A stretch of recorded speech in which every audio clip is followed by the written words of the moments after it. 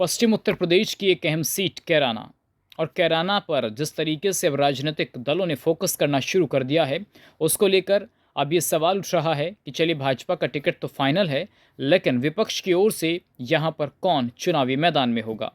यहाँ तक जिक्र तो तमाम चेहरों का चल रहा है, लेकिन एक नाम अभी हाल ही में ताज़ा ताज़ा चर्चाओं में आया, लेकिन अब उस नाम के खारिज होने की जो सूचना थी वो खुद उन्होंने ही कर दी। सत्यपाल मलिक, गवर्नर मेघालय, वो हाल ही में उन जैसा खबर आ रही थी कि वो शामली पहुंचेंगे, जयंत चौधरी के साथ एक कार्यक्रम को संबोधित भी करेंगे और वहां से एक सियासी ज़मीन तैयार की जाएगी लोकदल की, क्योंकि लोकदल के पास, गठबंधन के पास कैराना है, शामली की सीट है, थाना भवन की सीट है, तो 3 सीटें यानी कि 5 सीटें अगर हम देखें तो कैराना लोकसभा में है, जिनमें से 3 सीटें गठबंधन के पास है। तो ऐसे में सवाल ये उठ रहा था कि देखिए, अब हो सकता है कि कैराना पर गठबंधन से कोई बड़ा चेहरा यहाँ से चुनाव लड़ ले, लेकिन अब उसकी जो अटकलें हैं वो फिलहाल खारिज होती हुई नज़र आ रही हैं, क्योंकि खुद सत्यपाल मलिक ने राजनीति में आने से इनकार कर दिया है और उन्होंने साफ तौर पर कहा है कि वो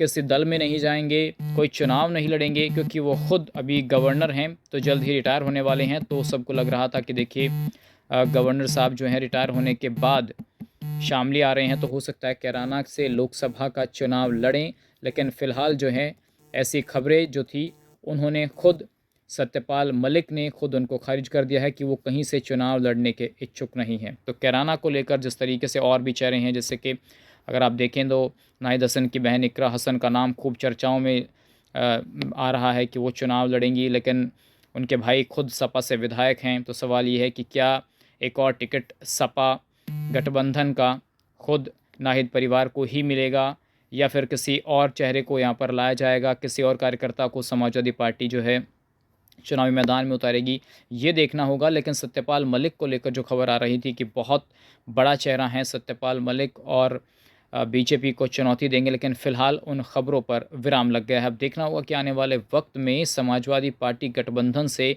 कौन यहाँ से चुनाव लड़ेगा। हालांकि दावेदारों की लिस्ट काफ़ी लंबी है और हर कोई अपने हिसाब से कैराना की सियासत को साधने की कोशिश कर रहा है।